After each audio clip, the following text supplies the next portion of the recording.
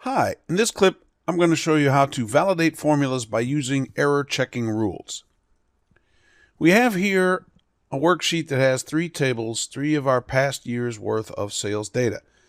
Now, when we look at this, look at this total column here. We've got a lot of errors. You have the little green triangle in the upper left corner, which indicates there's an error. And if we simply click on any of these cells, we see the little warning, and when we click it, it is a formula omits adjacent cells error.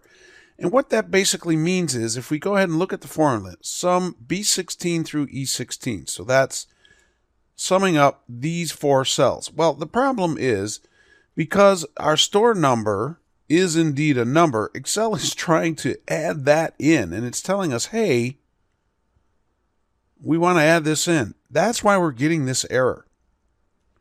We can go ahead and we can use error checking rules to change the way that is validated. Now, error validation is on by default in Excel.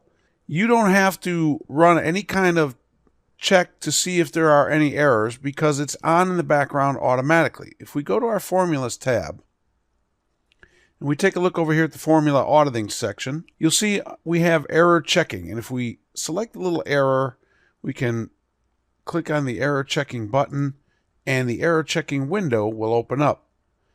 And you see it's going to show us that we can update the formula to include that cell. It'll help us fix these errors, but we don't want to. There's really nothing wrong with this formula. It's exactly what we want. It's just thinking that it's an error.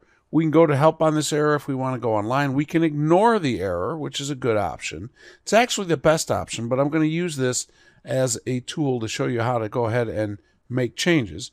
You can edit in the formula bar, or you can click on options. Now, if we click options, our Excel options panel opens up, and it opens up to the formulas section.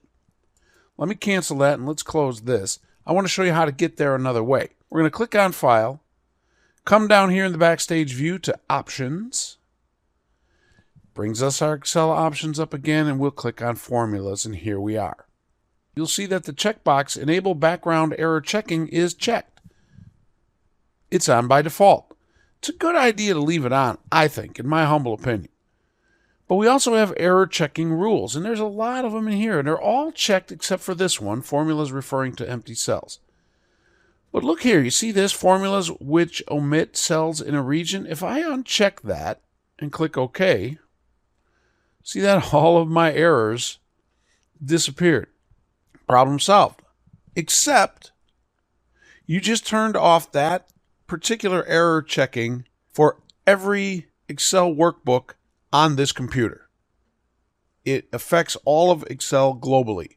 So before you do that, you want to make sure that that's really what you want. And if you want to go ahead and turn it back on, you can go to File, Options, Formulas, and again, click there, choose OK, and those errors will be back. Now, like I told you before, if you click here, you can choose Ignore Error, and it'll go away that way as well. And actually, if you select them all, all right, it's going to make a liar out of me because I already had that one. If I select these, there we go, I can ignore them all in one shot. Now, again, me personally, I think that's a better way to go. I usually don't mess around with those error checking rules, but you may find an instance where that is something that you want to do. So again, remember, File, Options, Formulas, error checking rules. So now you know how to validate formulas by using error checking rules. Thanks for listening, and I'll see you next time.